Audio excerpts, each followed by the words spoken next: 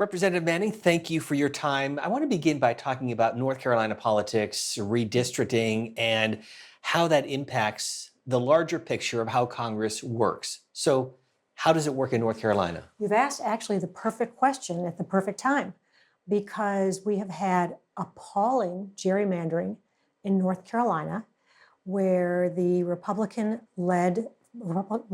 controlled General Assembly threw out maps that were designed last term, and they were designed as a result of a court case where they had used what the court said was surgical precision to gerrymander maps to split Democratic voters or pack them into districts, to minimize the number of Democrats who could be elected to Congress in a purple state.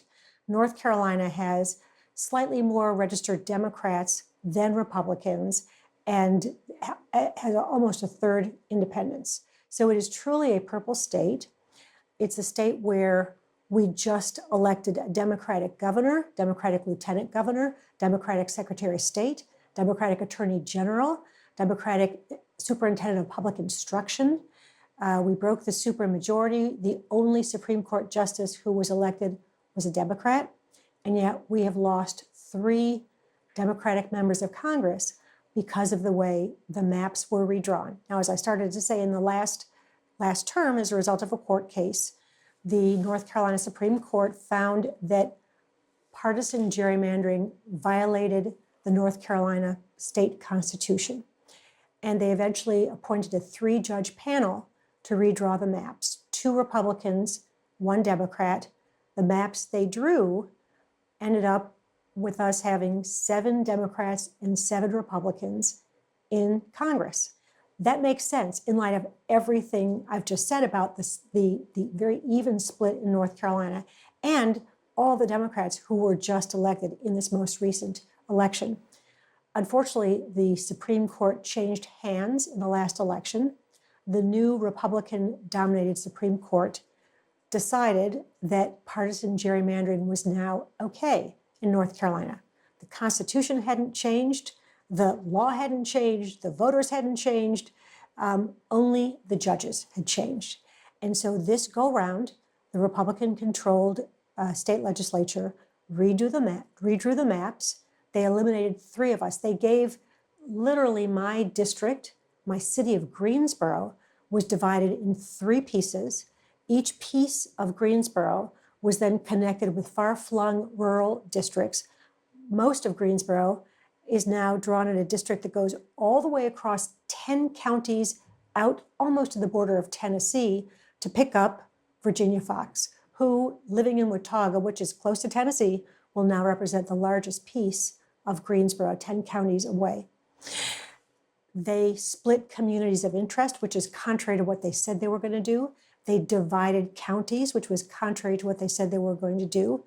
And voters in my district now feel like they don't have a representative. Their voice is not being heard in Congress. So as you can tell, I'm not very happy about the gerrymandering that has taken place. And I have had people in my district come up to me for months now saying they didn't feel like they could even vote for a member of Congress because there was nobody on the ballot that represented their values.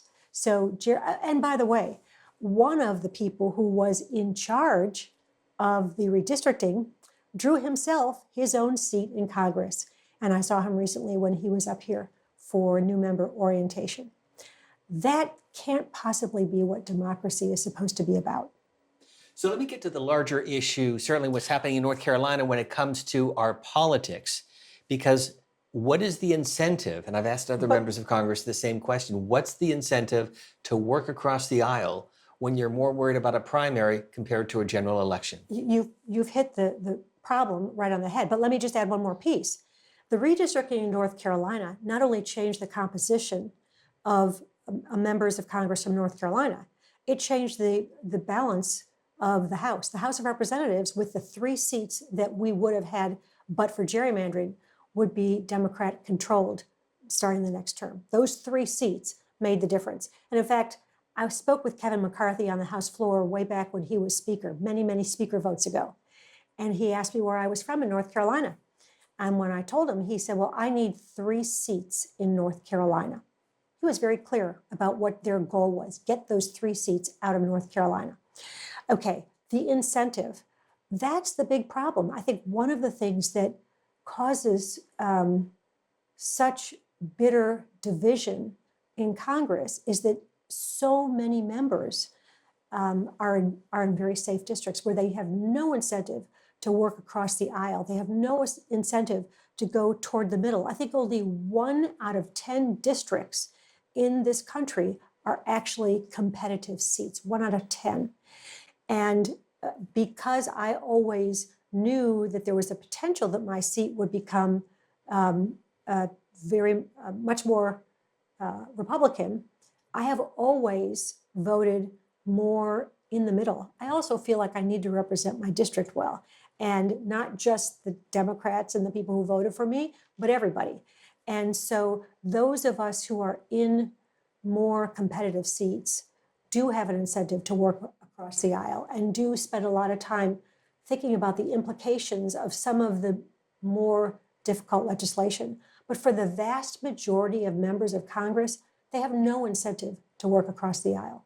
So I'm going to give you right now, for the purposes of this conversation, the authority to make the change when it comes to congressional districts across the country, including North Carolina. What would you do? Well, there are a lot of states that now have independent commissions that draw the maps. And my understanding is that works fairly well. It's not perfect, but it works fairly well. When we had our 3-judge panel who drew the maps in North Carolina, that worked fairly well.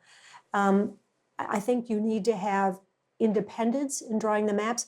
I also think you need to have some guidelines. And the guidelines that our state supposedly had in place: keep communities of interest together, try not to split counties. Those were actually good guidelines. The first district that I represented was what's known as the Triad District. There's an area of North Carolina, Greensboro, High Point, Winston-Salem, that's known as the Triad District. Very similar issues, the same TV market, the same news media area, lots that's in common. And it was a wonderful district to represent because I was working on the same issues for all 3 cities. When the maps were redrawn, I lost most of Winston-Salem, and I got 2 rural counties. And I've worked really hard to understand the issues for the rural counties as well. And keeping Guilford County whole, keeping counties whole, seems to be one of the good guidelines to use. But I think, number one, independent commissions and guidelines that they should follow. I think the second thing is, and I heard you talking with one of my colleagues about this, figuring out how we take the money out of politics. And we had a great bill, House Bill H.R. 1 in the last Congress, that would have increased transparency, that would have put some limits on spending for congressional races. I think that the Citizens United decision that the Supreme Court reached was a disastrous decision. And when we look at the amount, not just the amount of money that was spent in the last election, but the individuals who spent such enormous amounts of money, not only was it unfair, but it created an enormous feeling of the average voter that they had no real impact on the elections. But when it comes to campaign finance reform, and you're right, Citizens United was transformational. Before that, you had the FEC and some pretty significant regulations on federal offices, President, House, and Senate. Can you put the genie back in the bottle, or are there other paths to get to the changes that you're talking about? Well, I wasn't involved in politics before Citizens United, so I don't have any firsthand knowledge about how it worked back then. I don't know why you can't put the genie back in the bottle. I think, well, both sides have to become equally upset about gerrymandering and about the money spent on campaigns before we're actually going to be able to put the genie back in the bottle.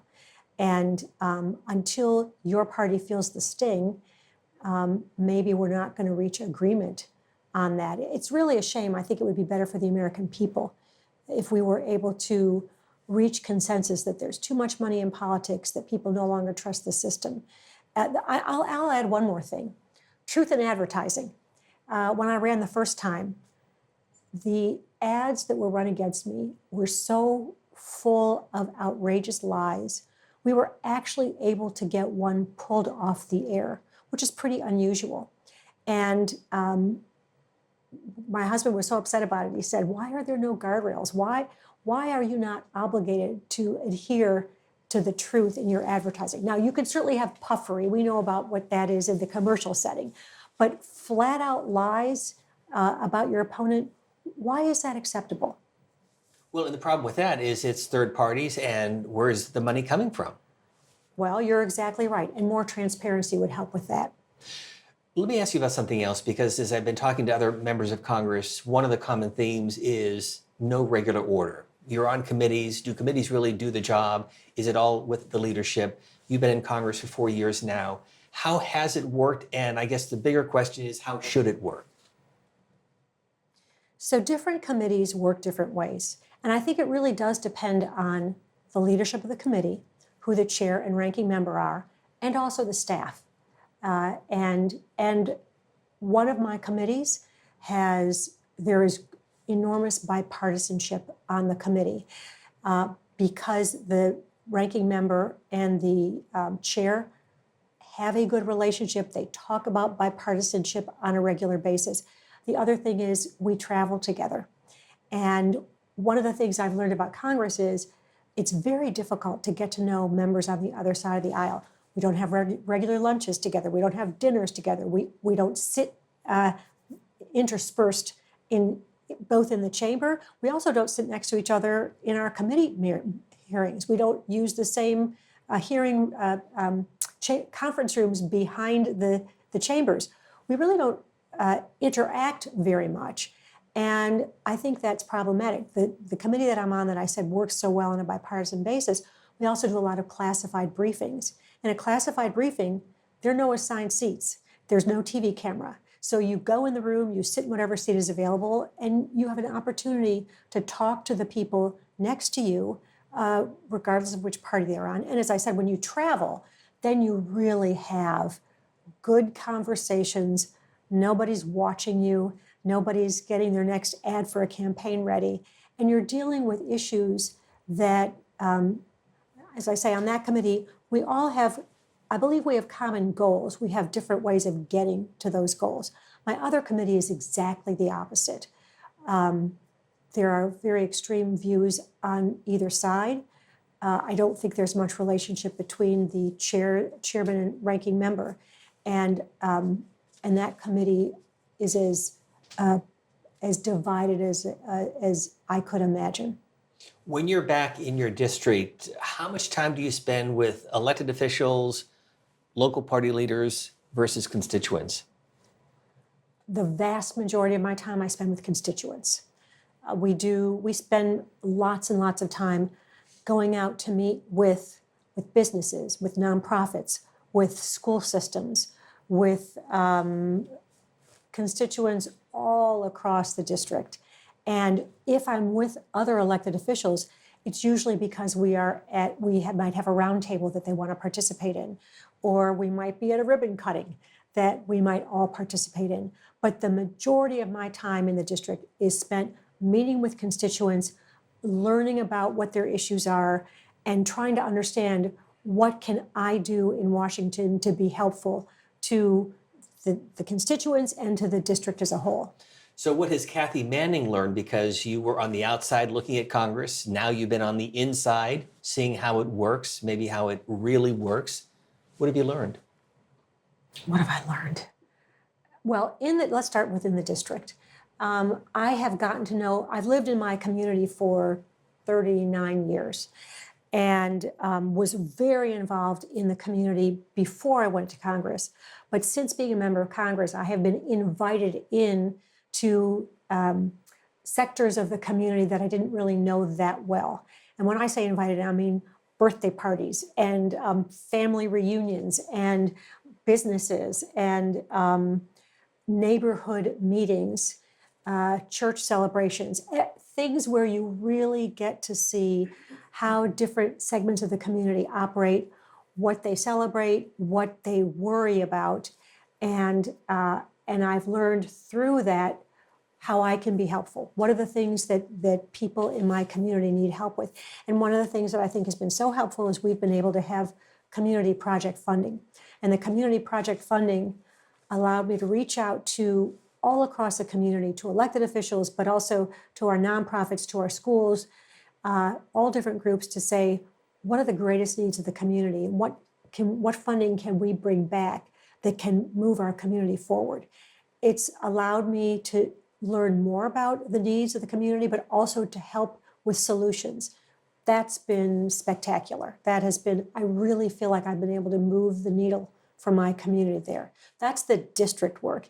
In Washington, I have made friends on the other side of the aisle. We have gotten some good legislation passed.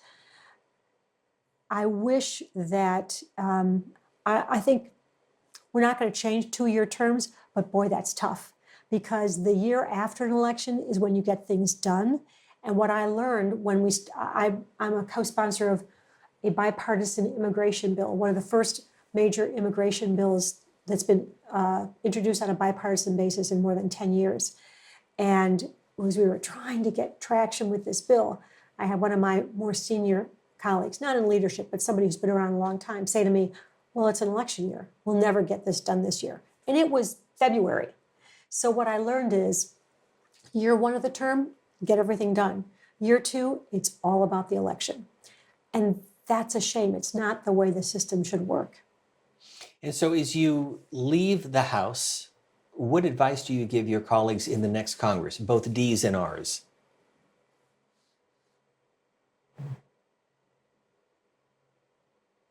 You're pausing. Well, I guess my advice would be there's a very narrow majority. Anything that's going to get done for the American people is going to have to be done on a bipartisan basis. And we saw in this last term that the Speaker wasn't really able to get things done without the participation of the Democrats and, frankly, the extraordinary leadership of Hakeem Jeffries. And I'm not saying that about Hakeem just because I'm a Democrat. I've had other careers before I came here. I've seen lots of leaders. And I think that Hakeem Jeffries is an extraordinary leader. He's a great listener. He learns from everybody. He pays attention, and he's really determined to get things done. And I think the things we have been able to get done have been because Hakeem was patient and reached out to the Speaker and said, if we're going to do this, we're going to have to work together. So I guess the advice I would give my colleagues on both sides of the aisle is, if you're really here to make life better for the American people, then you need to be willing to work with the other side.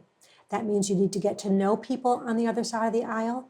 You need to walk across the aisle and talk with people. And you need to decide that you're going to be part of the solution and not just part of causing problems for your colleagues on the other side of the aisle, so that you can hope to send them home in the next election. And so with regard to the leadership, because you worked with Speaker Pelosi and now Leader Jeffries, what are their expectations of you, both you as a Democratic member of Congress, but also Democratic colleagues? Well, let me just say, since you raised Speaker Pelosi, she's probably the most extraordinary leader I've ever worked with. And having had the privilege of getting to see her on the inside and see how she worked with all of her members, I'd never seen anything like her before. She knew what every single one of us needed for our district, and she tried her best to make sure that each of us could be successful in helping our district. Their expectations, I think, no surprises. I think I learned early on that if an issue was going to come up where I knew I was going to be at odds with the majority of my Democratic colleagues, I would let her know way in advance. There was a tax issue that came up early on, and I knew I was going to have a problem with it. And I let them know early on, if this comes to the floor in this form, I'm not going to be able to vote for it, just plain and simple. And, you know, when I was growing up, my parents said to me, here's the deal we're going to make with you. We will never embarrass you in public if you don't embarrass us in public. That's kind of a good way to think about how you want to behave as a member of Congress and a member of your party. That you may not like something, you may be angry about it, you may think that they're going down the wrong path, but have those discussions in private and don't embarrass your party. Don't surprise and don't embarrass in public. So final question, and you touched on this in great detail, so it may be repetitive, but your final thoughts about this institution as you leave and what's going through your own mind. Well, I have to tell you, I've been trying to write some remarks to give as a final speech, summing up my experience. And of the many jobs I've had, this is the most extraordinary job I've ever had. Despite all the negative things that I've said, because you've really focused me on gerrymandering, this is an unbelievable institution. And I have met and been privileged to work with incredible people on both sides of the aisle. People who come here with different life experiences, incredible skills and bases of knowledge, determination and dedication to serving the people who've elected them. And I've made great friends. I've learned an enormous amount. And I do feel like I've been part of an institution that tries to make things better for the American people, but also tries to make things better for America. And in this, the past 4 years, I spent a lot of time working on foreign affairs issues. And I think this administration has done an incredible job rebuilding our alliances around the world and strengthening those who care about democracy and defending democracies against autocracies and against terrorists. And there are not a lot of places you can do that kind of work where you feel like you're making a difference for this country, from the people in your district to the people in your state, the people across the country, and the people around the world. And it's a difficult job. It's very time intensive. It's also, you face a lot of really tough decisions up here. But to have the privilege of working in the U.S. Congress is just extraordinary, and I will miss it terribly. Congresswoman, thank you for your time. Good luck in the next chapter. Thank you. We appreciate it. Thank you.